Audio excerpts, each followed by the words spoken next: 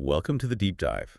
Today we're taking a look at a truly monumental stack of source material articles, literary analysis, biographical context, and of course, the text itself. And it's all focused on George Orwell's final and, well, most famous work, 1984. It really is. We're not just, reading the book here. We're using these sources to really understand the terrifying architecture of Oshina and how this fictional world achieves and maintains absolute permanent power. And this is a deep dive that's necessary, I think, not just for literary understanding, but for civic awareness. Right. The book is cited all the time, but its precise mechanisms of control, the structural integrity of the nightmare Orwell built, they're often misunderstood. That's a great way to put it. For a lot of people, this text is basically an instruction manual for totalitarianism, distilled into its purest, most chilling form. Yeah. So our goal today is to move beyond the plot of Winston Smith's, his doomed rebellion, and really dissect the specific tools the party uses to control not just the body, but readability itself.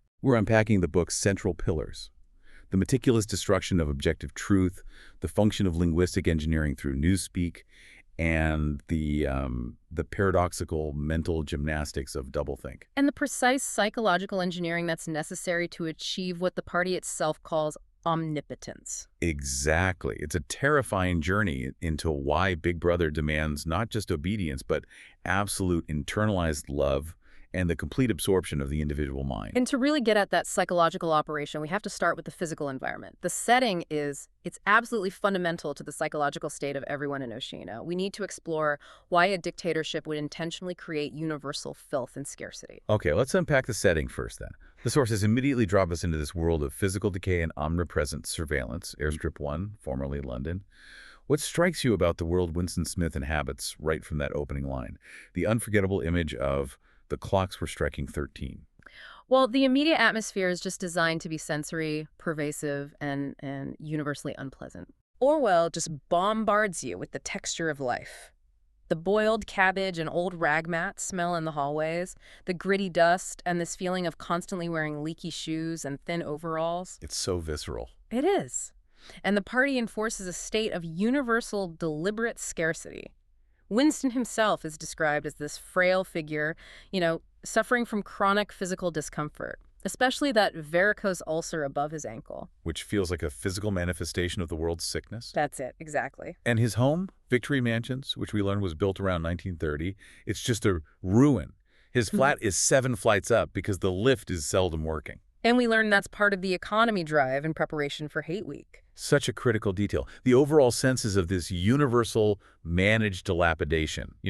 Rotting 19th century houses shored up with timber, bombed sites where willow herb is straggling over the rubble. And this is all happening despite the constant blaring claims from the telescreen about the overfulfillment of the 9th three-year plan. That contrast.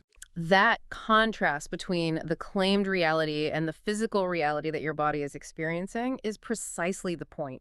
The scarcity isn't just because of wartime mismanagement. It's a deliberate psychological tool. Right. Nothing is cheap or plentiful except, that synthetic gin, the saccharin tablets, and those awful Victory cigarettes that are so loosely packed, the tobacco just spills out. So that chronic shortage, it increases the importance of tiny privileges. It does, and it fosters a psychological state where the population feels constantly deprived and instinctively aggressive. And then the party channels that deprivation and aggression, which would otherwise turn against the state outwards. Into war fever and hatred. Exactly. So the filth and the scarcity are a mechanism of control. They're diverting cognitive energy away from intellectual thought and into immediate physical concerns. That's it. If you are constantly worried about where your next piece of coarse bread is coming from, or if your shoes will hold together, you are just. You're less likely to question the ideological claims of Big Brother. It's a kind of managed, continuous stress. A stress that prepares the population for the constant, necessary hate. But the true innovation in this environment is the technology of surveillance. The telescreen, the ultimate symbol of Big Brother, with his face and that heavy black mustache on posters everywhere saying, "Big Brother is watching you." The telescreen is the absolute most critical physical mechanism of control because it receives and transmits simultaneously. A two-way street. A two-way street. Winston notes you can dim it, but you can never, ever shut it off completely. What makes it so terrifying, and what the sources really emphasize, is that the exact workings of the thought police are left as guesswork. Right. You don't know if they're watching you right now. You don't know if they're watching everybody all the time or just, intermittently. And that uncertainty is the critical psychological mechanism. It's the difference between knowing you're being watched and just the possibility you're being watched. Yes. The sources note that Winston must live, and did live, from habit that became instinct, on the assumption that every sound above a whisper is overheard and every movement is scrutinized. Except maybe in total darkness. Maybe. And that is so much more effective than knowing you are always watched. The psychological cost of that constant assumption must be immense. It is. It explains why his very first act of rebellion, just opening his diary, is so terrifying and momentous for him. And it's not actually illegal. No. There are no longer any laws as such, but detection is reasonably certain to be punished by death or 25 years in a forced labor camp. So the danger isn't the law. It's the inevitable, overwhelming response of the party to any kind of deviation. He's trapped, psychologically, in this state of locked loneliness. This internal terror goes way beyond just conscious actions or spoken words. The party's control extends even to involuntary facial movements, which is a true innovation in dystopian thought and feels, well, it feels frighteningly resonant today with algorithms analyzing microexpressions. Absolutely, this is thought crime. Which literally is death. And it's triggered not just by what you actively think, but by these subtle abnormalities like a nervous sciatic or an unconscious look of anxiety. And they even have a specific Newspeak word for it. Face crime. Face crime. Wearing an improper expression, like looking incredulous when victory is announced. Right, and this forces Winston to maintain an inscrutable face constantly, knowing that a single flicker of his eyes or a widening of his nostrils could give him away. So if the telescreen is the mechanism, the fear of face crime is the psychological lever.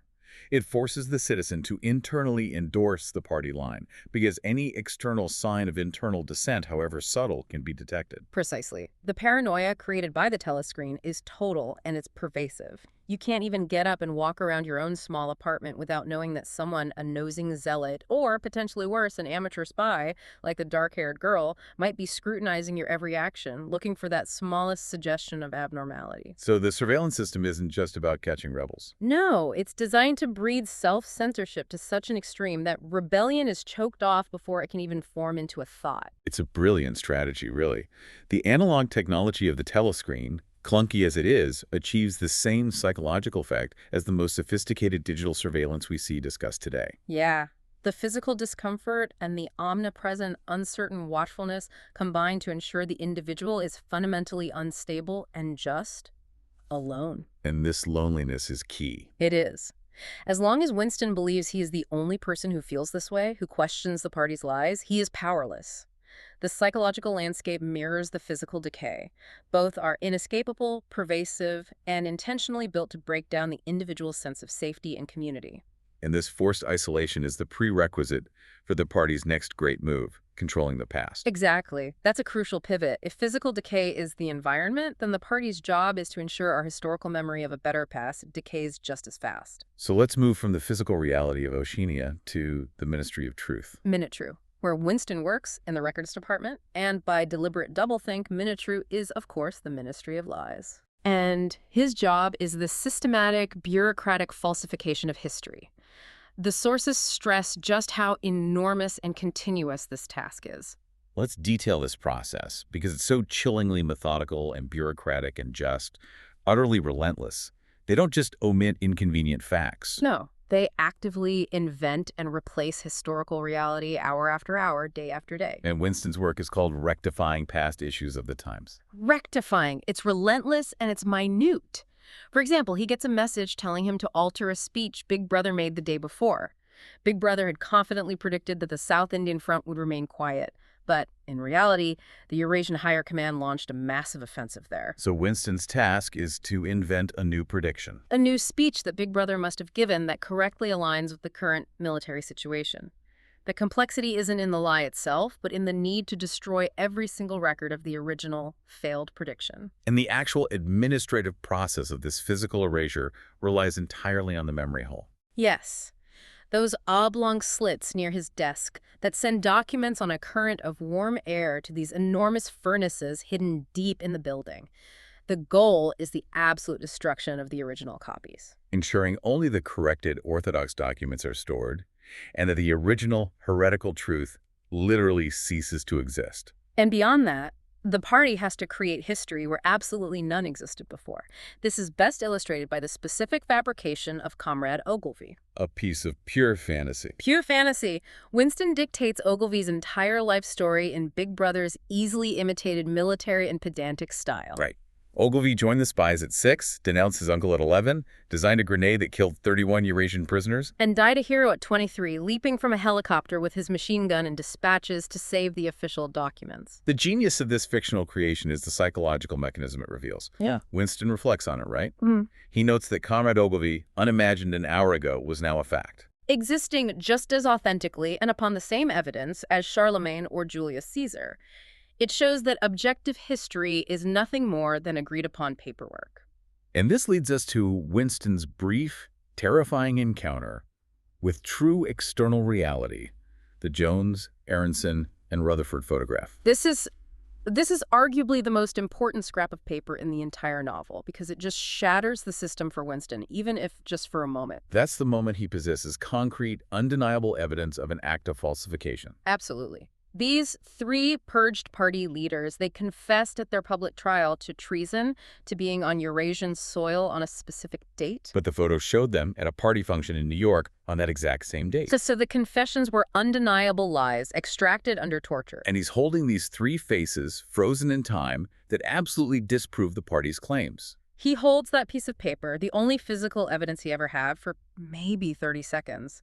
But the sources note that he recognized instantly the futility of keeping it. Fear compelled him to drop it straight into the memory hole. He knew that even if he resurrected it 5 years later, it would be useless. Utterly useless, because the party would just rewrite the records again to say the photo was a forgery, or that New York was actually on Eurasian soil that day.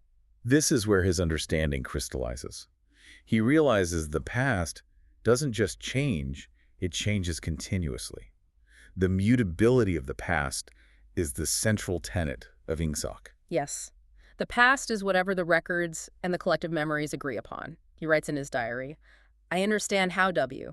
I do not understand WHY.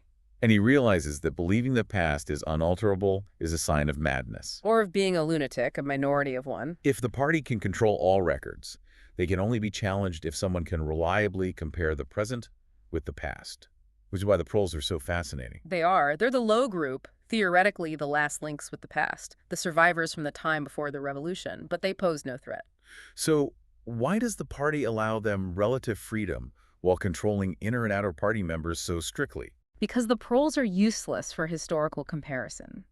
The sources detail Winston's attempt to get information from an old man in a pub, asking if life was better before the revolution. And the old man, this remnant of the past, he can only remember these trivial, useless details. Exactly. That the beer was cheaper and better, and he talks endlessly about the disappearance of top hats. When Winston tries to ask a political question about freedom, the old man's memory just offers up this rubbish heap of details. So the question, was life better before the revolution, becomes unanswerable. Yes, because the proles are incapable of comparing ages or grasping large ideological concepts, and the party controls all records and all inner and outer party memory. So the parties claim that things are astronomically better, more food, more clothes, more babies, less disease. It just has to be accepted. It has to be. There is no standard against which it can be tested. Winston realizes the party understands that you don't need to control the common man if the common man is incapable of comparing one age with another. This control of the past, then, is total. It's the fundamental administrative mechanism that maintains the society's stability. It makes the ministry of truth just as necessary as the ministry of love. But the destruction of the records is just. It's merely preparatory work for the destruction of the mind. Right. Indeed. The party realized that while falsifying the past is essential, securing the future requires preempting thought itself. They need to destroy the vocabulary needed for dissidence. And that leads us to the true innovation, the weaponization of language. If the physical world and historical records are controlled, the next target is consciousness itself, which the party seeks to reshape through Newspeak. This is the language of Ingsoc. And its fundamental stated mission is far more radical than simple censorship. Oh, absolutely. It's not just about stopping people from saying things. It's about making it literally impossible to think things. Literally impossible. Exactly. The aim of Newspeak, according to Syme, the dictionary compiler, is literally to narrow the range of thought. And Syme is this terrifyingly enthusiastic figure. He is. He explains that by destroying words, scores of them, hundreds of them every day, the party intends to make thought crime literally impossible because there will be no words left in which to express the heretical concept. And he says the revolution will be complete when the language is perfect, around the year 2050. With this chilling, almost mystical satisfaction. You know, if you're listening, think about the depth of that ambition. It's not banning books. It's building a linguistic cage where the concepts of liberty, individualism, or justice just have no corresponding sounds. And Syme explains the mechanical process of this destruction. It's brilliant in its simplicity. They just eliminate synonyms and antonyms. Why have bad when ungood suffices? Exactly. And why have excellent or splendid when plus good or double plus good covers the meaning? In the end, he says, the whole notion of goodness and badness will be covered by only 6 words. Or, in reality, only 1 word. He asks Winston, don't you see the beauty of that? Newspeak is a linguistic anomaly, the only language in the world whose vocabulary gets smaller every single year. And this shrinking, compressed language ensures immediate political purity and rapid unconscious adherence to the party line. It bypasses the higher brain centers. Yes, and we see this in the construction of the B vocabulary words, the political compounds. Things like good think, mini packs, pro-leaf feeds, sex crime. Joy camp, think poll. They're all short, clipped, and of unmistakable party-approved meaning. They're designed to be uttered rapidly, as automatically as a machine gun spraying forth bullets, because they prevent true cognitive engagement. And this mechanical adherence is being given a positive name. Duck speak. Duck speak. To quack like a duck. And it's a high compliment if the opinions being quacked are orthodox. But the true conceptual horror lies in how the words they keep are purged of unorthodox meanings. The most stunning example is the word free. The word free is retained, but it only applies physically. This dog is free from lice, or this field is free from weeds. Right. It can't be used in its old sense of politically free or intellectually free because those freedoms no longer exist, even as concepts. So they're nameless, unimaginable. Exactly. If you were to try and translate a passage like the one from the American Declaration of Independence about unalienable rights, life, liberty, and the pursuit of happiness into Newspeak, What would happen? the closest you could come to rendering the sense of the original would be to swallow the whole passage up in the single word, crime-think. The idea of liberty, which took centuries of philosophical development and thousands of words to define, is just reduced to a single condemnatory word, instantly negating the concept. And that is the ultimate goal.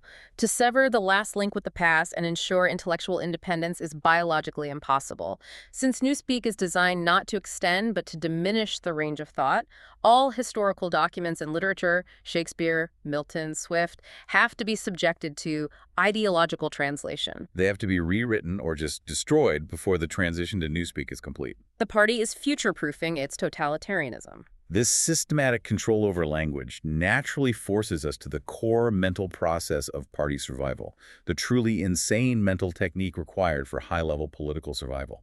Doublethink. Doublethink is the truly frightening mechanism, described as reality control in old speak, and it's the price the party pays for its own omnipotence. How exactly does one sustain 2 contradictory thoughts simultaneously without one just canceling out the other? Well, doublethink is the power of holding 2 contradictory beliefs in one's mind simultaneously and accepting both. It is the necessary technique for any party intellectual. And crucially, the process has to be conscious. It has to be conscious because it needs to be carried out with sufficient precision, like altering historical memories and records, but it also has to be unconscious, or else it would bring with it a feeling of falsity and hence of guilt. So the party intellectual has to simultaneously know they are lying, but also believe the lie with absolute fanatical fervor. That's the definition of functional insanity. It lies at the very heart of INGSOC because the party must use conscious deception. They know they are falsifying the past and are currently fighting Astasia, even though they were fighting Eurasia yesterday, while somehow retaining the firmness of purpose that goes with complete honesty. They are both cynical and fanatical at the same time. And the sources explain this duality is best illustrated by the Newspeak term black-white. Right. Applying black-white to an opponent means impudently claiming black is white in contradiction of the plain facts. But applied to a party member, it means a loyal willingness to say and believe that black is white and to forget having ever believed the contrary. So the party intellectual has to know in which direction their memories must be altered, which means they know they're playing tricks with reality. But by exercising doublethink, they satisfy themselves that reality is not violated. It's the ultimate mental checkmate. You have to use logic to determine what the new illogical truth is. And this is why the sources point out that high-ranking party members, especially those in the inner party, are the subtlest practitioners of doublethink. The greater their understanding of reality, and the fact that the perpetual war is a sham, that scarcity is manufactured, that Big Brother may not even exist. The greater their necessary delusion, their mystical belief in Big Brother's omnipotence. They are the ones who are most nearly insane because they live in a state of constant managed paradox. So the destruction of language and the enforcement of doublethink create the ideological framework.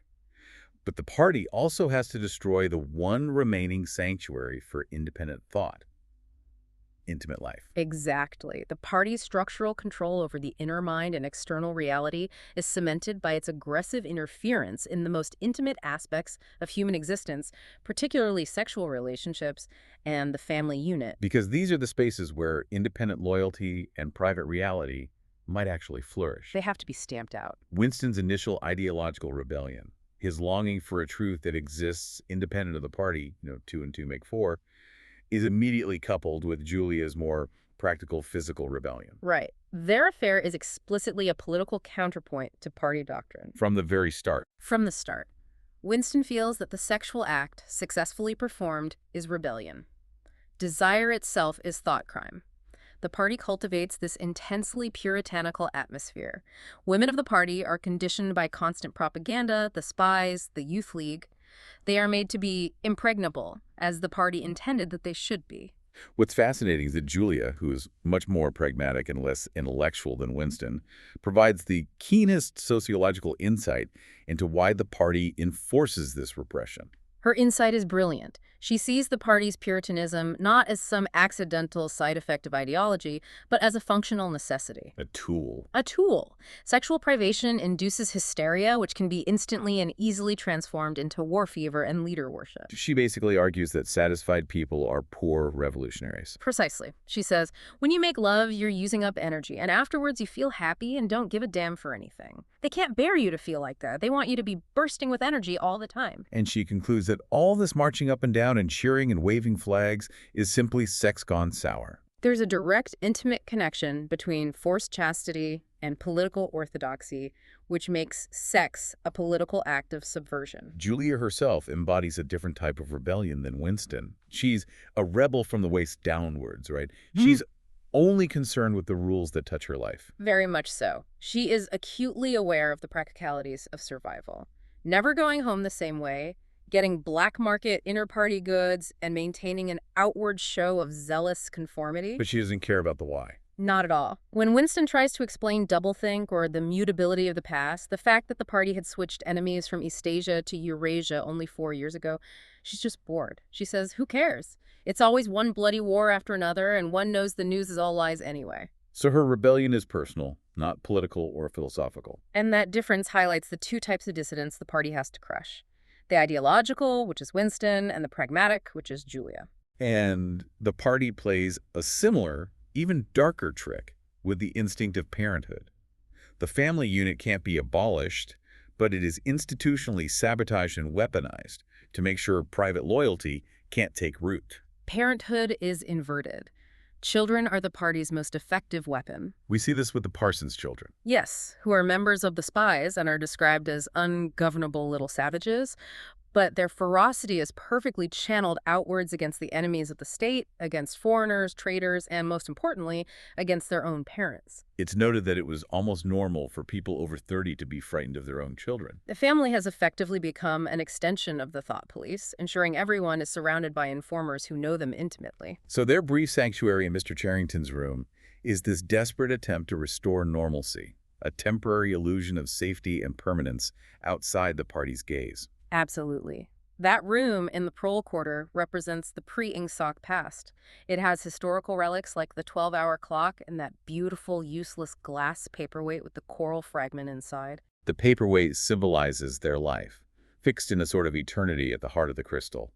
And the memory of the oranges and lemons rhyme, which is partially remembered by Mr. Charrington, Winston, and later Julia, is a shared attempt to reconnect to a common, shared, private past that existed outside the party's control. They believe that as long as they stay in that room, they're safe because the proles aren't under surveillance. But Winston knows, deep down, that their fate is sealed. He knows. The fact that their love is temporary is the ultimate unacknowledged truth, and that the ministry of love Minilove, the ministry of torture, is their predestined horror preceding death, as surely as 99 precedes 100. And the trap is sprung with surgical precision. The sources describe the devastating irony. The very moment they're gazing down at the prole woman singing in the yard, a woman whom Winston, in a flash of philosophical insight, recognizes as beautiful in her stolid, unconquerable humanity and fertility. The voice of the telescreen, hidden behind the picture of St. Clement's Dane, just says, "Now we can see you." Their tiny, private world, symbolized by that fragile coral, rolls across the mat, and the coral is shattered, revealing how small and fragile their rebellion always was. And the man who set the trap, the man who Winston believed was a secret intellectual rebel and a potential co-conspirator, Mr. Charrington, transforms instantly into a terrifyingly efficient thought police operative. The illusion is just gone. It is. The conversion of Charrington from a kindly, nostalgic shopkeeper to a ruthless agent of the state is the ultimate confirmation that trust, privacy, and independent reality are impossible. And that realization takes us directly into the intellectual core of the book, the final destruction of the individual mind by O'Brien. The deep dive into the ministry of love led by O'Brien finally answers Winston's question that has haunted him since the beginning. I understand how W. I do not understand WHY.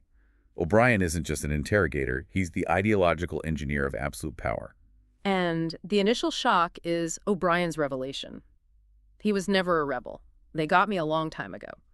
He's the ultimate practitioner of doublethink, maintaining this terrifying sincerity even while torturing his prisoners. Yeah, the sources emphasize that the torture in Minilove is not for extracting facts. Those are mere formality. Winston confesses to everything, real and imaginary, within hours. The torture is purely for conversion. And this is what sets the party apart from every historical tyranny. Past persecutors left the heretic to scream on the way to the stake, satisfied with public obedience. But the party isn't content with submission. They seek to capture the inner mind and reshape the heretic. They burn all evil and all illusion out of him. They make him one of themselves, a true believer, before they kill him. O'Brien tells Winston that it is absolutely intolerable to us that an erroneous thought should exist anywhere in the world. The party's power must be absolute, which means it has to include philosophical, intellectual, and emotional endorsement. If a single person locked in his mind truly believes 2 + 2 = 4, the party has failed. So O'Brien just crushes Winston's naive assumption that power is merely a means to an end, like the good of the majority, or establishing some paradise. He clarifies that the party's motive is purely power itself. O'Brien's speech here is the intellectual peak of the novel. He states clearly and chillingly that power is not a means, it is the end. The real power is not power over things, but over men. He just dismisses Winston's weak protestations of freedom and justice, clarifying that the world the party is preparing is one of victory after victory, triumph after triumph after triumph, and endless pressing upon the nerve of power. He describes the future as a boot stamping on a human face forever. This pure nihilistic definition of power is what Winston could never have conceived of while working back in Minitru. And that leads to the philosophical destruction of external reality, O'Brien's masterclass, forcing Winston to admit the party's collective control over truth. And we're talking about the infamous demonstration of control. How many fingers am I holding up, Winston? O'Brien wants Winston to see 5 fingers, even if he sees 4, because whatever the party holds to be truth is truth. O'Brien explains that reality exists only in the mind of the party, which is collective, immortal, and infallible. So Winston has to execute an act of self-destruction, giving up his personal senses and his empirical data, humbling himself before the collective mind. And when Winston struggles, O'Brien subjects him to pain, until Winston confesses that yes, he sees 5 fingers, But that's not enough. Because seeing 5 fingers while knowing there are 4 is still resistance. The goal is to make him truly believe there are 5, or at least believe the collective belief is superior to his own biological sensation. Absolutely. O'Brien crushes Winston's last feeble hope, the idea of an immutable human spirit that will eventually rise up. When Winston returns to the attack saying, I don't know, I don't care, somehow you will fail, something will defeat you, life will defeat you, O'Brien dismisses this instantly. He argues that the party is the master of life and nature. O'Brien says, we control life, Winston, at all its levels. We create human nature. Men are infinitely malleable. He reminds Winston that the heretic must always exist, screaming, humiliated, and ultimately penitent to fuel the party's power complex. The drama of conversion will be played out over and over again, generation after generation, always in subtler forms. So the party ensures its permanency by eliminating the possibility of martyrdom. You can't die a hero, you can only die a fully converted, repentant lover of Big Brother. They ensure the spiritual death precedes the physical death. But even after weeks and months of torture and indoctrination, Winston retains one final, private, sacred spot: his love for Julia. He had held on to the belief that they can't get inside you, that while they could torture the body, they couldn't alter genuine feeling. And this final sanctuary is where the party deals the definitive blow, in Room 101, which contains the worst thing in the world. And Room 101 isn't a standardized torture room. It holds the specific, personalized horror that the individual fears most. For Winston, this is rats. O'Brien confirms they're carnivorous. They attack the helpless. When the cage of starving rats is fitted to his face, the pain and the visceral terror are so profound that his last emotional barrier just collapses. He screams, "Do it to Julia, not me, Julia! I don't care what you do to her." That moment is the true internal defeat. It is. The feeling that he had wished this ultimate horror upon Julia kill something inside him, the feeling is burnt out, cauterized out. He has sacrificed the last vestige of independent loyalty and emotional truth in exchange for his own survival. And the sources note that when he finally sees Julia again, the betrayal is confirmed mutually. Her body feels rigid and awkward to handle, more like stone than flesh. They had each betrayed the other, achieving the final psychological objective of the party, proving that even the strongest intimate bond is secondary to the fear of death, and that every individual is ultimately alone before the power of the state. The final victory is psychological absorption. In the Chestnut Tree Cafe, a restored Winston, having gained weight and received a new set of teeth, sits tracing in the dust the equation 2 + 2 + 2, 5. He accepts everything. The past was alterable, the party was always right. He had achieved the ultimate mental check by consciously reasoning out what it must be, not automatically. The phrase "he loved Big Brother" is the final, terrifying testament. He didn't just submit. He won the victory over himself and learned to love his destroyer. The horror isn't just that he was tortured, but that the torture successfully changed who he was, making him an agent of his own destruction and conversion. Even after that bleak, total conversion, there is a curious structural element to the novel that suggests the faint, lingering possibility that the party's architecture of omnipotence might not last forever. You're talking about the appendix, the principles of Newspeak. I am. It seems like a dry, scholarly analysis just tacked onto the end of a terrifying novel. So what makes it so significant? Well, Thomas Pynchon, in his introduction to the book, notes that the appendix is written consistently in the past tense, using phrases like, "the purpose of Newspeak was not only," and "it was expected that Newspeak would have finally superseded Old Speak." This grammatical detail is monumental. It hints at hope, doesn't it? It does. If the author is writing in the past tense, it means the system he's describing is no longer functional. Precisely. The past tense implies that the anonymous author of this scholarly essay is free to discuss Newspeak critically and objectively, meaning the language itself did not last that long, let alone triumph. So it suggests Newspeak did not become general by 2050 as planned. And that the ancient humanistic ways of thinking inherent in standard English have persisted, survived, and ultimately prevailed.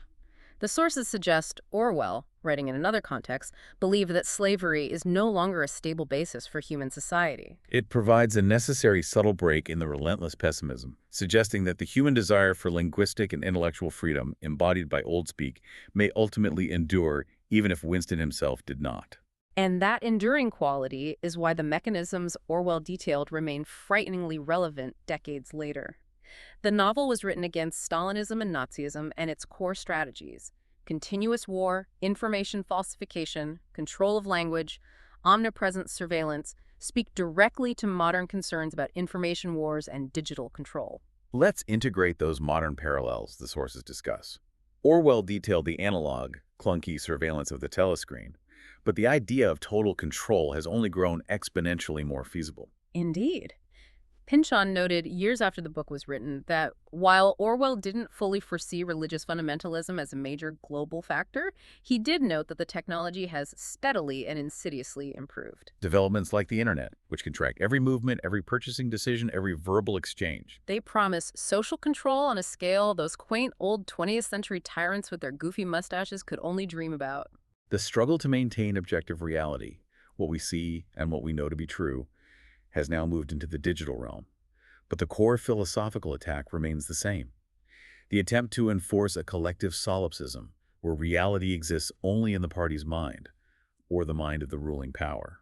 The book's genius, which we've dissected today, is that distinction between how the party rules, through deliberate deception, managed scarcity, and physical violence, and why they cling to power. For power itself. For power itself, which requires the destruction of mental independence, the control of language, the ability to destroy the concept of free, is the ultimate tool for achieving that philosophical omnipotence. And the psychological absorption of Winston underscores this. The party understood that if they couldn't achieve true reality control over the external world, they had to achieve psychological control over the internal one, ensuring the individual destroyed his own ability to think independently and embrace the required lie. What an incredible deep dive into the architecture of absolute power, the mechanics of omnipotence, and the terrifying precision of Orwell's vision. The lasting lesson for you, the listener, is not just about Big Brother's face on a poster, but the constant internal struggle to maintain objective reality and individual thought. This exploration really reveals the precision of Orwell's critique. It wasn't just about big government. It was about the deliberate, systematic destruction of mental independence through the fusion of information control, linguistic limitation, and psychological manipulation. That distinction between the mechanisms of power and the pure, terrifying motive is the book's genius. It truly is. We hope this exploration gives you plenty to mull over, specifically that connection between universal scarcity, sexual repression, and ideological frenzy, and the importance of hanging on to objective reality, even when you feel like a lunatic, a minority of one. And always remember that the control of language is the first step toward the control of thought. The moment you lose the words for freedom, you lose the capacity for the idea. If you are looking for a shorter visual summary of the book's core insights, we invite you to check out our accompanying mini explainer. Until next time, keep questioning what you read.